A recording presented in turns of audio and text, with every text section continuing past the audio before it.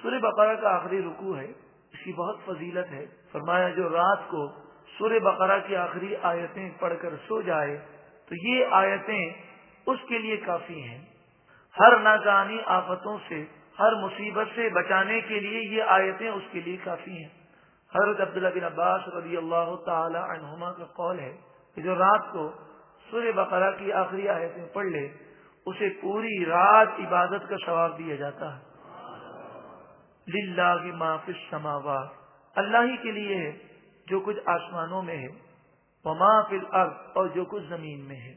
اس آخری رکوع کی ایک اور فضیلت یاد آئی کہ جب میت کو دفنا دیں تو سرہانے کھڑے ہو کر سورہ بقرہ پہلا رکوع مفلحون تک سورہ بقرہ کی 5 آیتیں پڑھی جائیں اور پاؤں کی طرف کھڑے ہو کر سورہ بقرہ کا آخری رکوع پڑھا جائے، اللہ تعالیٰ اس شخص کو عذاب قبر سے محفوظ فرمائے گا۔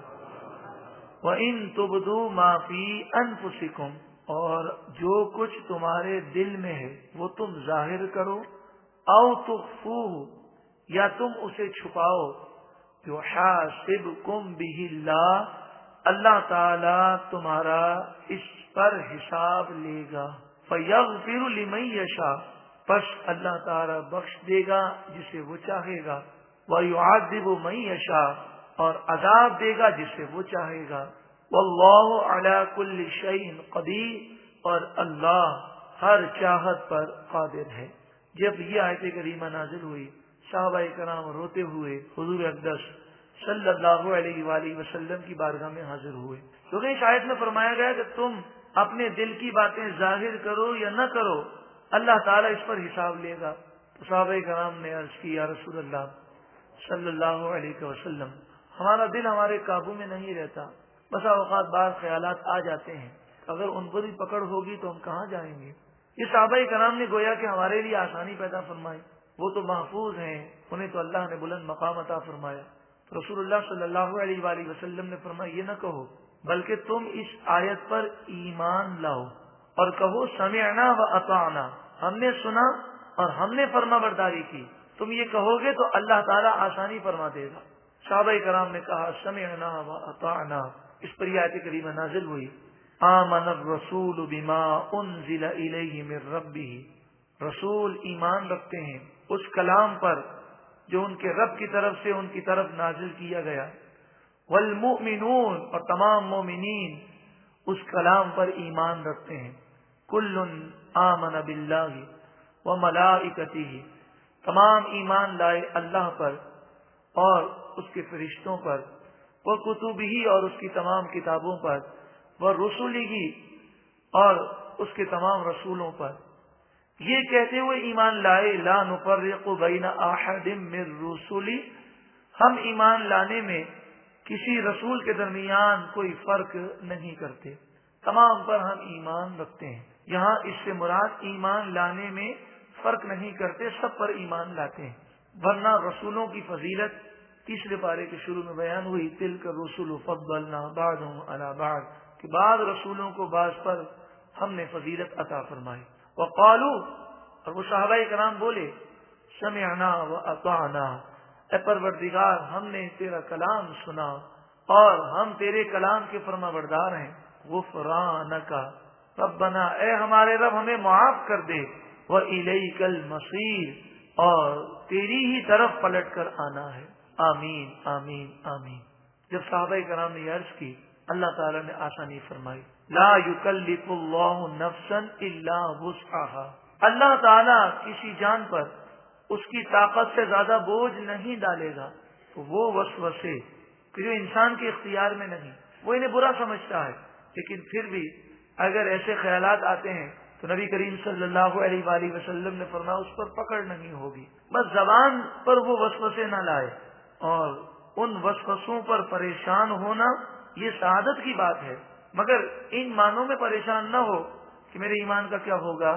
جب رسول اللہ صلی اللہ علیہ وآلہ وسلم نے فرمایا ایسے وسوسے جس پر دل پر قابو نہیں ہے اس پر پکڑ نہیں کی جائے گی۔ ہاں، انسان کو چاہیے کہ ایسی چیزوں سے بچے جو وسوسے پیدا کرتے ہیں، گندے مناظر گندا ذہن دیتے ہیں، اور گندی صحبت گندے عقائد پیدا کرتی ہے۔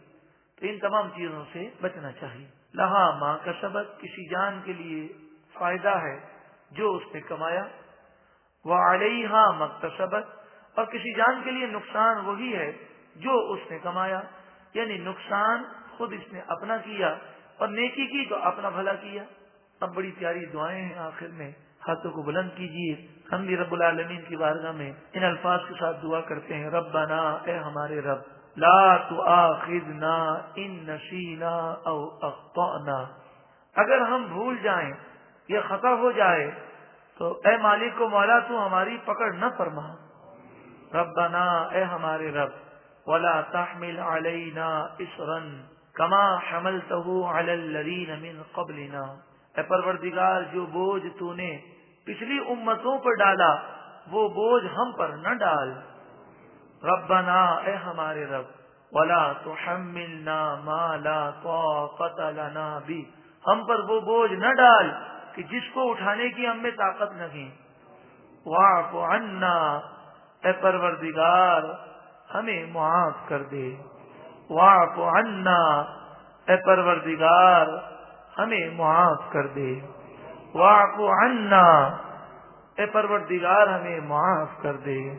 واعف عنا، اے پروردگار ہمیں معاف کر دے. واغفر لنا، اے پروردگار ہمیں بخش دے. واغفر لنا، اے پروردگار ہمیں بخش دے. واغفر لنا، اے پروردگار ہمیں بخش دے. وارحمنا، اے مالک و مولا ہم پر رحم فرما. وارحمنا، اے مالک ہم پر رحم فرما. وارحمنا، اے مالک ہم پر رحم فرما. انت مولانا، تو ہی حقیقی مالک ہے، تو ہی حقیقی مددگار ہے، تو ہی حقیقی مولا ہے.